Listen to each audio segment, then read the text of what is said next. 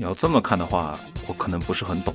但是你如果这么看，那我就看懂了。点赞过1000送出视频同款范乐钢铁蜘蛛侠一盒。那继之前范乐家出的1:12钢铁侠妻子系列过后，那这一次钢铁蜘蛛侠再次登场。那首先我们先看一下，在拼装下来过后，我对它的第一印象是，这可能是一个特别好的拼装玩具。但是你要说它是一个表现好看，或者是可动优秀的模型的话，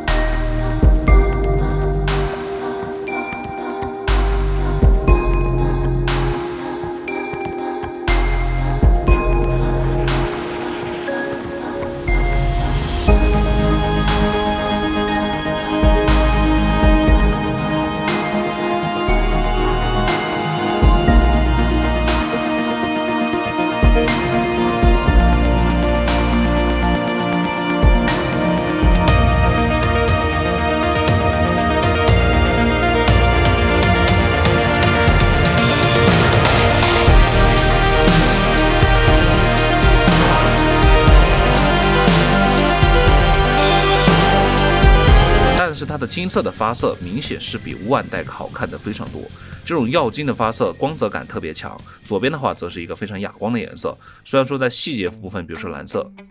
蓝色这样藏青色下来的一个细节上面是缺失了一些细节，如果还是说需要补色，拿出补色笔然后进行细微的操作就没有问题，但是看起来工程量还是比较大的。那可动方面的话，只有万代在连接处采用了一个球形关节，在其他地方则展现出的是只能做出一个前后关节驱动的结构。而范乐家这边它并没有用到一个球关，但是它能通过这种方式去动它，前后也是这个样子，所以两位在后面的蜘蛛骨架上面可玩性基本都是一致的。再来看一下一些细节的地方，在头的位置这边相对于 SHF 来说是缺少一些眼部的替换件，其他地方就没什么差异了。然后再看一下可动，抬头，抬不起来。往低不下去。然后手的话，这边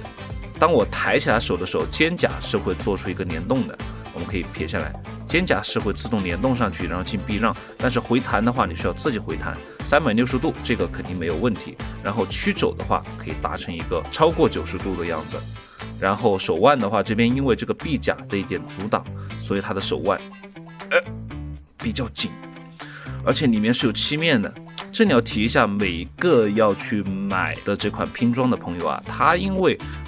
它的装是涂装过的，所以你在安装手甲的时候，里面那个原装记得打磨一下，不然它会非常紧。像这边我不敢去动它，因为我之前几个钢铁侠已经被我冻坏掉。这个的话，我建议你放一个手巾上去，后面如果你不打磨，就尽量不要拔下来，因为拔的话必断。在腹部方面的话，它这个地方的前后幅度还是有的，只是说没有像旺代这种很夸张的往前这样屈。这边我们也可以屈一下，发现在胯部的位置屈不下来，胸部是作为一个前后姿势的控制，在胯部的话可能只能做一些旋转。然后再来看一下胯关节，往外拔不出来，没有一个往外拔的结构，但是平踢很简单，往上虽然没有防穿帮键，但是从侧面这样看起来是没有多大问题的。然后前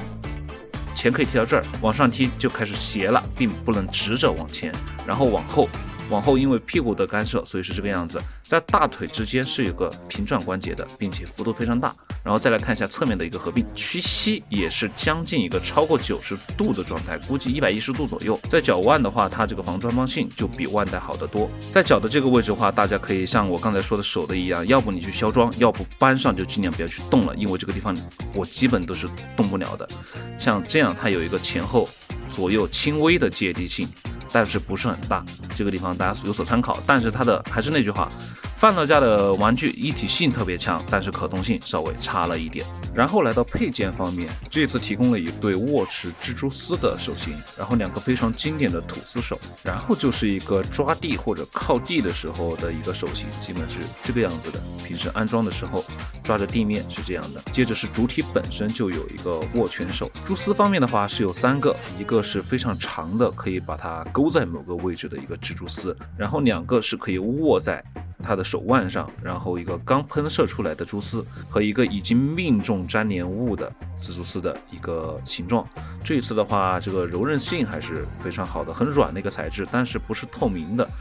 其实白色的话看起来更漫画感一些。最后是一个默认他家1:12的拼装模型都会附赠的一个地台，六角形的话可以和其他地台一起拼接，然后组成一个矩阵的形式。那这一次不得不去批评一下范乐家的钢铁蜘蛛侠啦，这一次可能是做工太急或者是其他原因，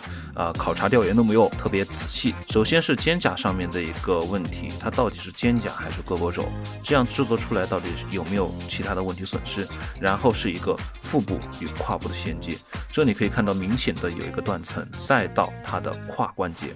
这个地方的平顺感是没有做好的。你要说它本身技术不够啊，那之前的钢铁侠明显做的是非常棒的一个状态。你拿在手里面看，这个简直就是一个，